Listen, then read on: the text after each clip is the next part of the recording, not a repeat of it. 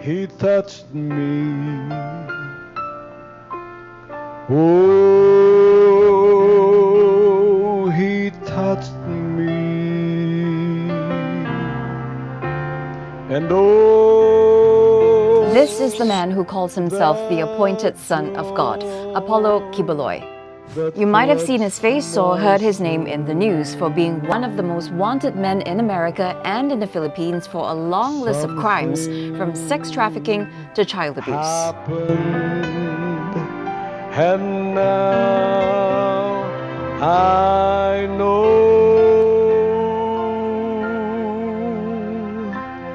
I am now the owner of the earth. I am now the owner of the world. You are rich, you are going to hell. And you are poor, you are going to heaven like Lazarus. That is not the basis of salvation. The basis of salvation is still He touched obedience to the will of the Father. The basis of salvation is still obedience to the will of the Father. The standoff between state forces and followers of fugitive televangelist Apollo Kibuloy.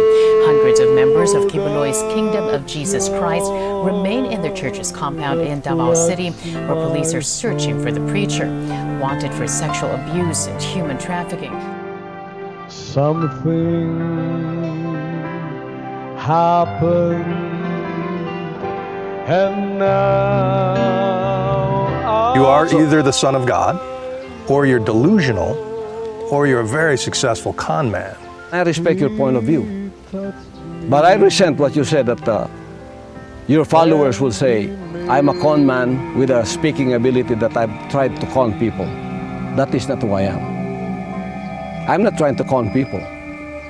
I am speaking the truth. He made me whole.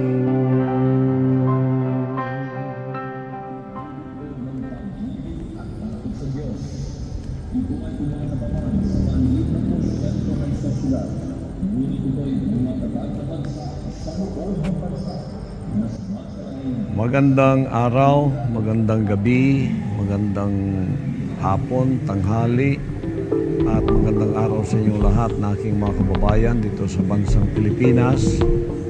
Parang nabubulunan ang marami pagka nakapakinig sila na nasabi kong ako'y appointed son.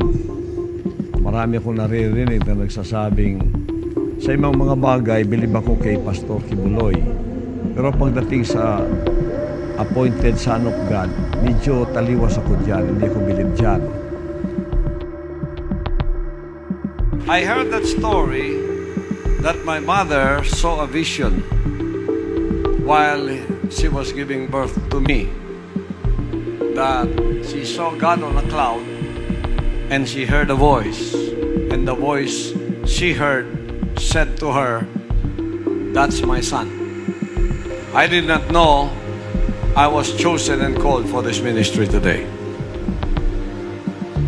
And that is how the Father orchestrates His calling upon those whom He has chosen for a certain ministry. This bright light came, and then there was panic on the earth. Men and women running to and fro, don't know what to do. There was chaos. There was this unspeakable trouble in the world. It was like tribulation, and I didn't know it was the great tribulation that happened that day in that dream.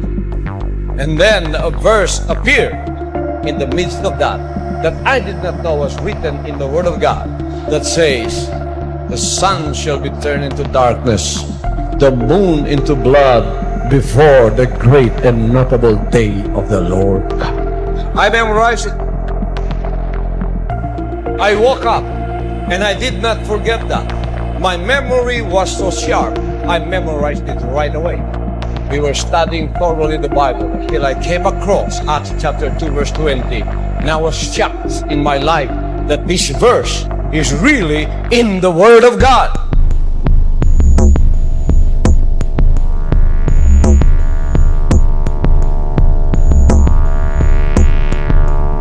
And so he came to Manila. We put him in our Bible school, our very first Bible school. He excelled.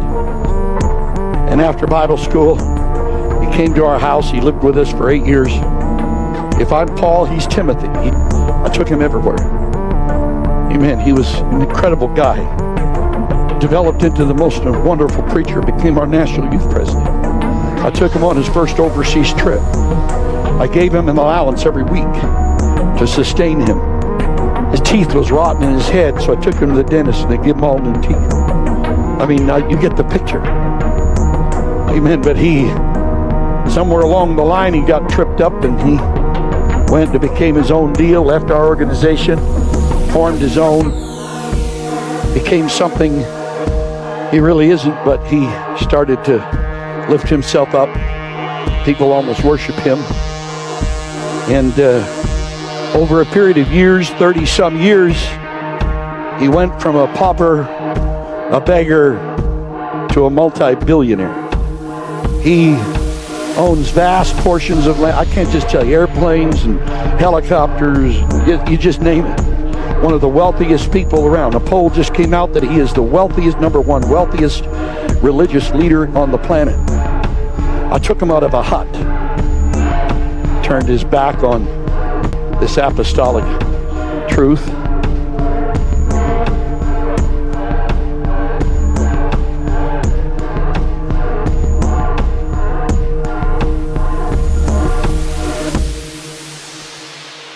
If you could just make a commitment with everything else that you've done or you're doing, make a commitment to at least one time a day pray for that man. One time a day. It can be a minute, it can be 5 minutes, and you can take longer, but just if you would make a commitment every day to pray for that man until it happens. Can you imagine what would happen if that man would ever truly come back to his roots? He's got 7 million followers. He baptizes all of them in Jesus' name. He believes in one God. He can't stand the Trinity, so he got a whole lot of it right. Amen. We need to pray that the devil who's tried to devour that man's ministry, amen, we need to pray that God will turn him totally around and bring him back to those apostolic roots. Hallelujah. Are you going to pray with me for that man? Lord Jesus, we have felt your presence here tonight. Your power and your glory has been amongst us. We've seen you do many wonderful things, but Lord, now you're bringing us into your confidence. And we are coming together as a body of people to believe that devourer is not going to destroy the fruit of that man, and that he's going to come all the way back in the name of Jesus Christ, and he's going to give a black eye to the devil and his kingdom in Jesus' name. Devil, you can't have my son in the gospel. You can't have him. Hallelujah. I covered him for the kingdom of God in the name of Jesus. In the name of Jesus. Oh, hallelujah.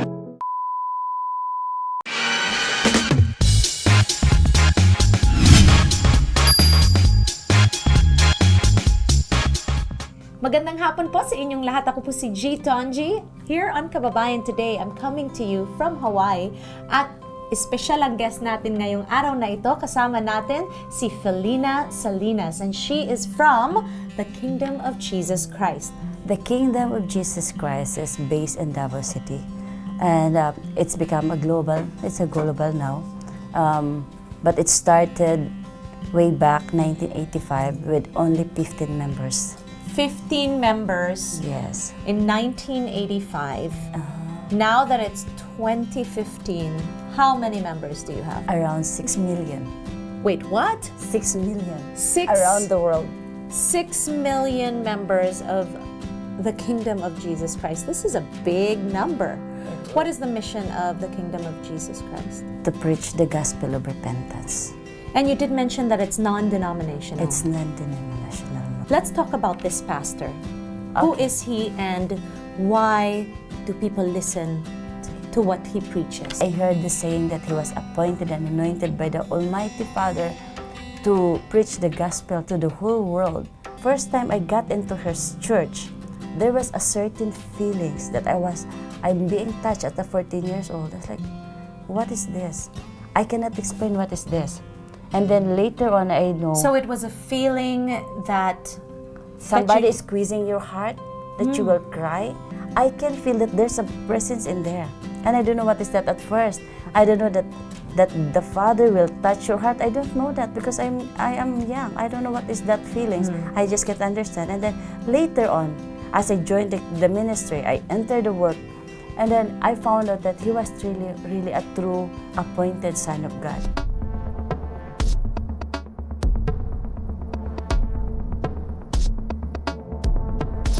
Dahil may sabi na ang Senate, ay siguro naman dagdag na pangungumbinse o pag-oobliga kay Quiboloy na humarap na po sa aming komite. Inaasahan siya at obligadong mag-appear bukas sa pagdinig para sagutin sa wakas yung mga akusasyon laban sa kanya. This committee requests the Senate President to order his arrest so that he may be brought to testify.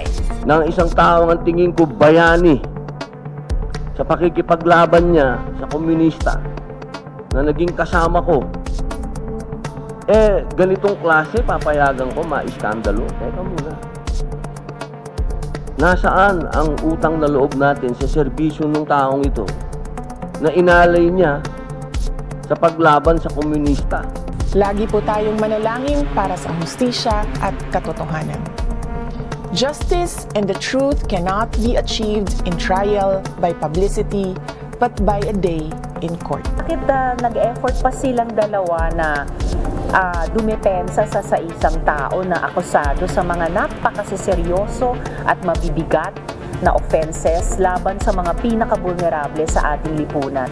Wala pong trial by publicity kay Quiboloy. Ang judgment on innocence and guilt niya ay nasa labas ng kamay ng Senado. That's why my advice for him is to just face the questioning in the House and in the Senate. Marinig natin ang kanyang side para malaman natin kung ano ba talagang nangyayari dito.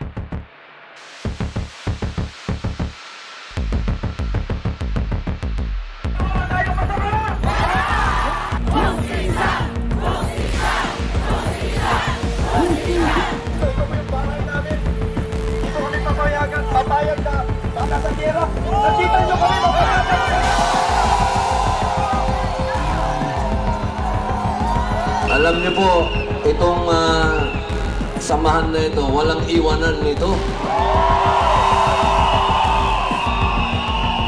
Katulad po ng sinabi ni Tatay Digong, ang kailangan natin sa bansang ito ay law and order. At iyan po ang ipinaglaban ni Pastor Quiboloy. At ngayon, sa kanyang pinaglaban, siya po ay dumadaan sa isang pakikibaka na hindi natin siya iiwan.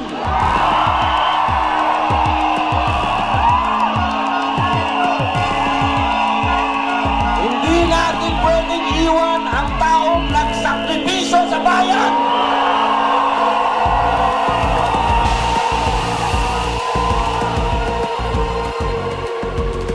Philippine authorities were taken by surprise after a huge number of members of the Kingdom of Jesus Christ Church of Pastor Apollo Quiboloy blocked the national highway of Buhangin, Davao City on Sunday evening.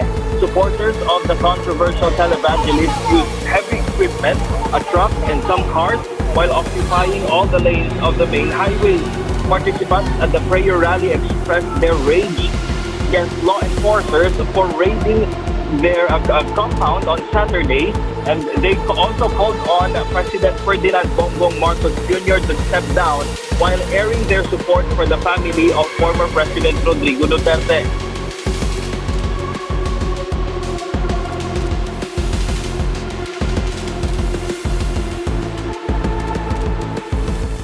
The Marcos administration has made it very clear, time and again, that this is no longer a country of laws, and that he is in fact a lapdog of the US. Kasi yan, all these machinations that's happening now in Davao, the hand behind it is the US.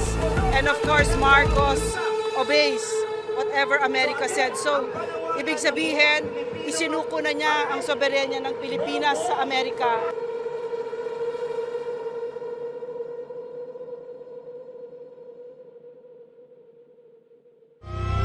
When there is poverty, we shall not fear, for God will supply our every need. When there is depression, we shall not fear, for God is our refuge and strength. In a world that's been darkened by fear, we will walk in the light of His love. 'Cause there is no fear in love. Nothing can stop us from defying all odds. There is no fear in love. Goodness and kindness are a weapon of love. Let us work hand in hand in unity. Stand together in Christ in victory. We can do all things. There is no fear in love. No fear in love. When hate and oppression torment with fear, perfect love will cast them all out. When evil words were thrown at you and hope gently fades, do not fear and doubt. When enemies try to destroy our reputation, our goodness and love remains strong. 'Cause there is no fear in love. Nothing can stop us from defying all odds. There is no fear in love. Goodness and kindness are a weapon of love. Let us work hand in hand in unity.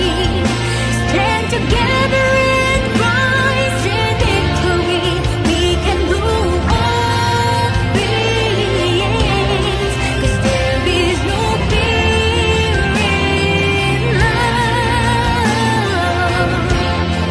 No fear in love. Let the power of love overcome the love of power, so this world may find peace and freedom. There is no fear in love. No fear in love. There is no fear in love. Nothing can stop us from defying all odds. There is no fear in love. Goodness and kindness are a weapon of love. Let us work hand in hand in unity. Stand together and rise in victory. We can do all things. 'Cause there is no fear in love. No fear in love. There is no fear in love. No fear in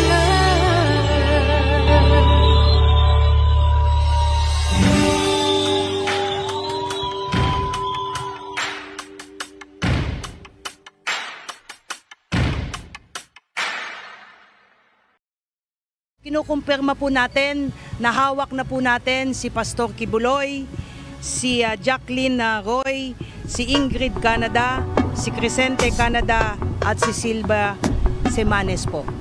Nakuha po natin yung custody po nila around 5:30 this afternoon at mga bandang 6:30 po ay nilipad po natin sila mula po sa Davao at papunta po dito sa Villamor po tayo lumabas. You have the right to have a competent and independent counsel of your community. And if you cannot afford the services of a counsel, the government will provide you one. Do you understand this right? Yes. he submitted himself to my representative because he has no other options other than submit himself to the custody of the law. Because whether he like it or not, he has no other options during the time. Because I have 4,500 people around him inside his compound, and 1,200 is concentrated on the two buildings that he has control of. Mr. Kibuloy had a head start of around 30 years against the law enforcement, and we are just scratching the top. And I do believe that as time goes by, as people see the fallacies of his declarations, more people and more victims will be having the courage, will summon the courage to actually seek for the redress that the law is ready to give them.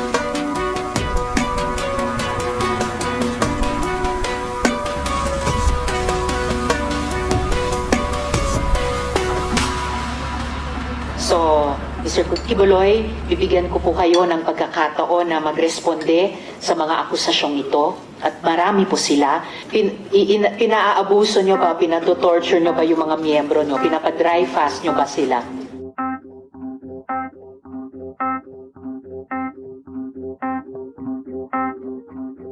At the age of 17, I became a member of the church led by this man, Apollo Kibuloy, in 1980. Apollo C. Kibuloy, whom I revered, was considered as God anointed, and his words held absolute authority. I respected him deeply, viewing him as truly the man of God. Noong July 2013, 16 years old na ako nito, na-promote kami bilang close-in pastoral. Sa puntong ito, nilipat kaming magkapatid sa isang dorm sa loob ng KJC Davao compound.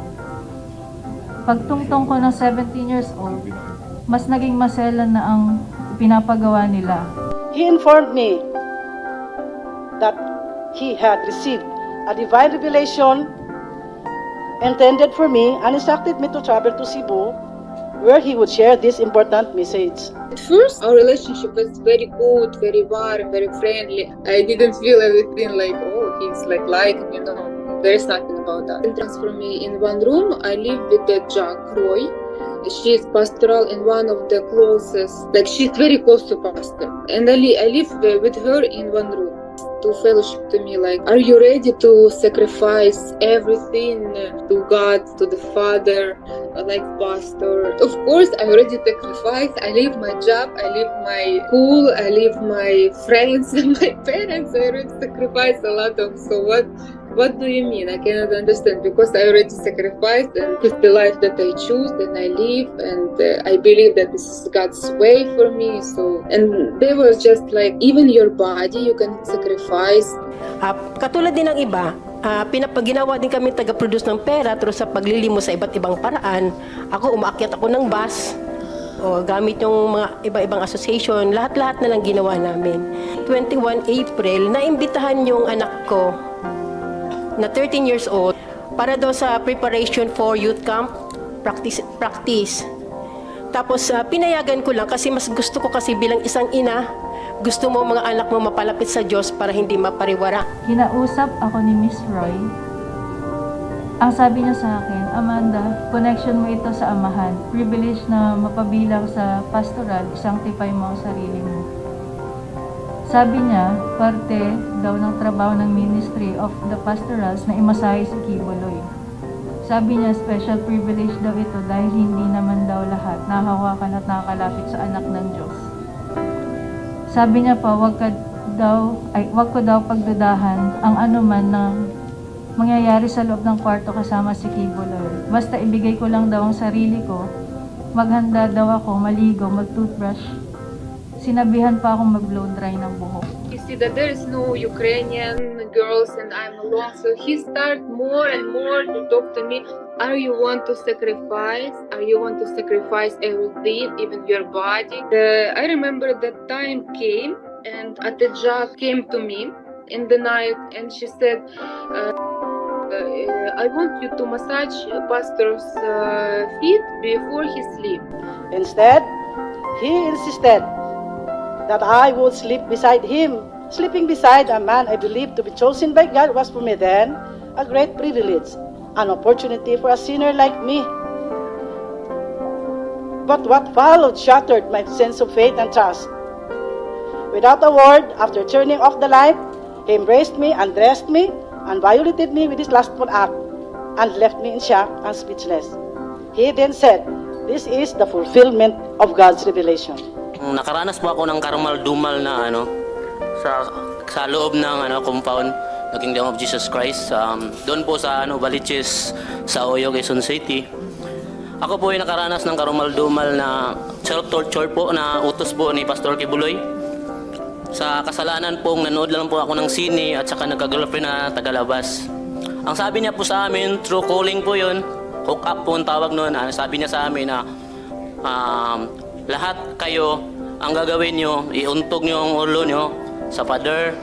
Hindi kayo titigil hanggat hindi kayo hihinto. Hindi nagdurugo. Tapos po, suntok namin yung kamay namin, hindi kami titigil hanggat hindi magdurugo. Pagkaalis ni Jacqueline, sinimulan ko na yung pagmamasahe hanggang sa namasahe ko na ang paa at likod niya.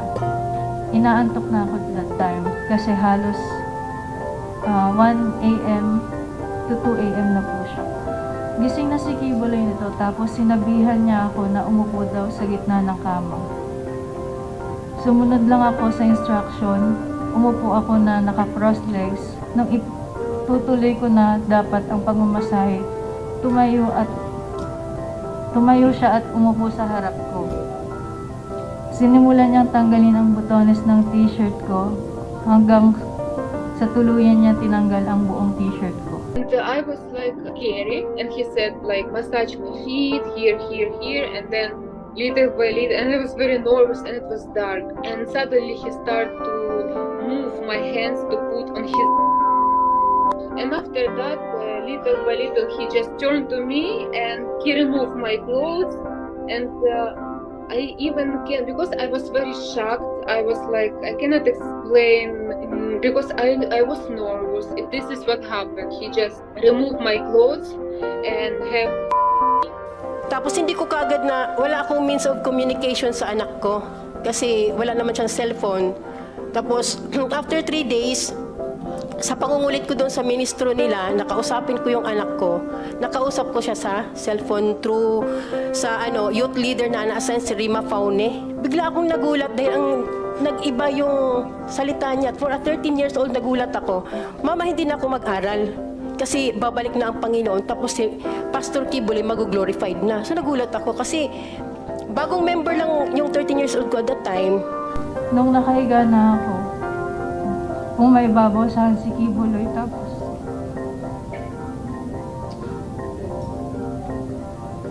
kahit pareho pa kaming nakapajama nun, kinikis-kis niya ang ari niya sa ari.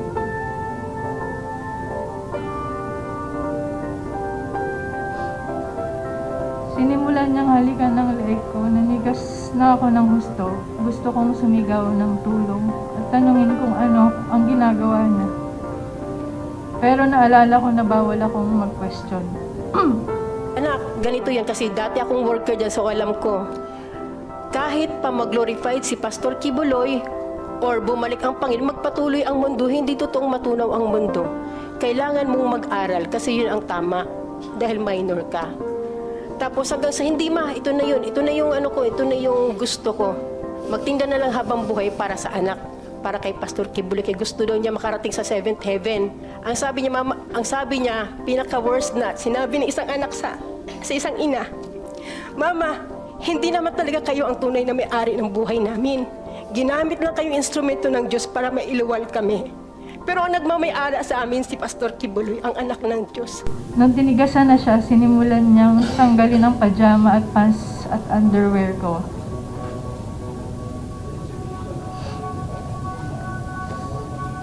Sinipsip niya ang dibdib ko, tinanggal din niya ang pajama pants at brief niya. Nanginginig na ang katawan ko sa takot. At nakatitig lang ako sa kisame.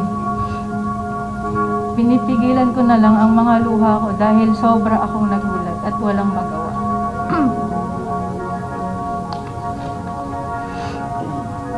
Pagkatapos ay tuluyan na akong pinagsamantala ni Apollo Kibuloy nung siya ay natapos na. Pumunta siya sa CR. Tulala pa rin ako, nakatitig lang sa kisame. At dito nagsimula na akong umiyak. First time ko kasi ito. Ang dami kong tanong pero inisip ko na lang para makampante na baka ito ang kalooban ng Ama sa buhay ko. Message siya kayo, JC. Message siya kayo, JC.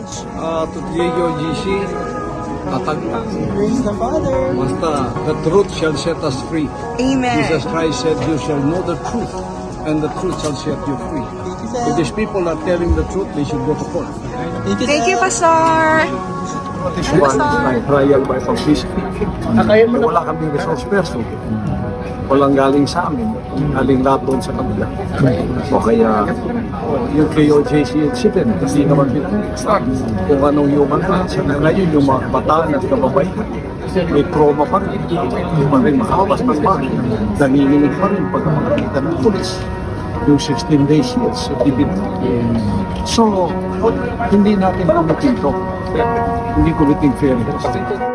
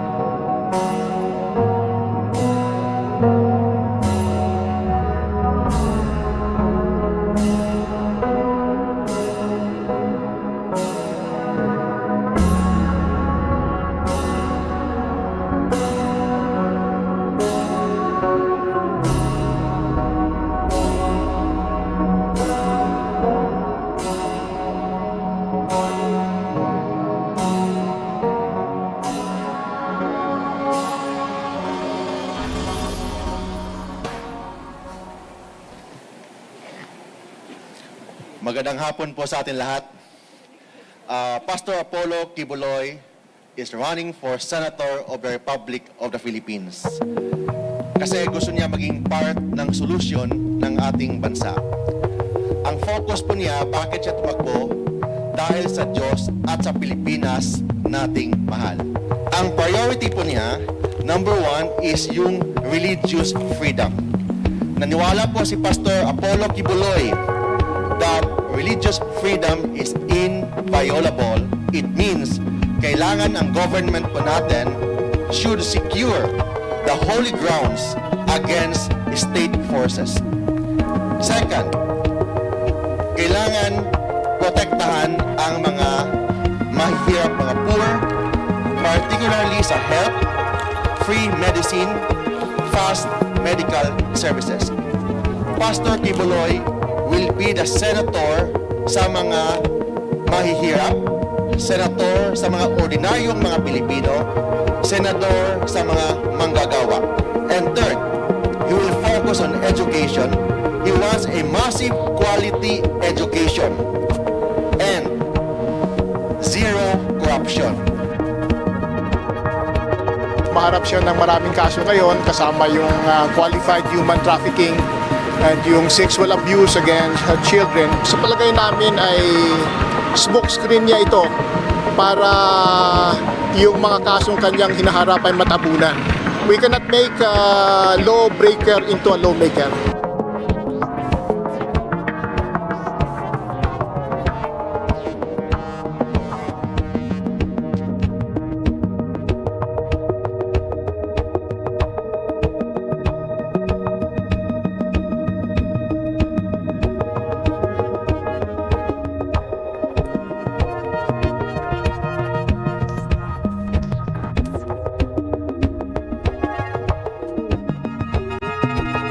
napag-usapan namin kanina si Pastor Apollo Kibuloy. Pero as usual, yung kwentuhan namin tulad ng buhok ni Trillanes ay sabi niya na pareho daw sila ng palad ni Pastor Kibuloy, pareho daw sila ng kapalaran. Tapos sabi niya, sana pala hindi na lang kami naging magkaibigan, baka pa hindi kami napunta sa detention. Tapos sabi ko wala namang kinalaman yung nagtawanan kami. Tapos sabi ko wala namang kinalaman yung mga guhit niyo sa palad sa inyong sa mga pangyayari ngayon. Sabi ko sa kanya, politika lahat yan.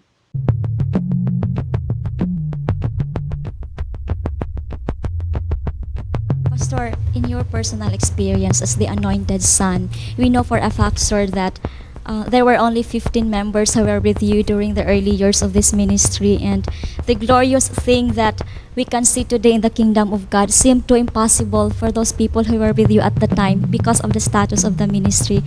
How then God guide you, sir, or encourage you to go on in spite of the hardships that you went through? It was only my faith in the Lord that made me go on. Knowing that it was Him who called me. Knowing that it was Him who gave me this ministry. Amen. And so, my faith, it is a God-given faith. It is a gift of faith actually that was given to me. That when I am in a situation like what you're saying, we are only 15 members, and financially we're broke, and nobody knows us. Nobody knew who we were. Nobody knew who I am. And all the circumstances and the situation around me are so discouraging that if you are an ordinary person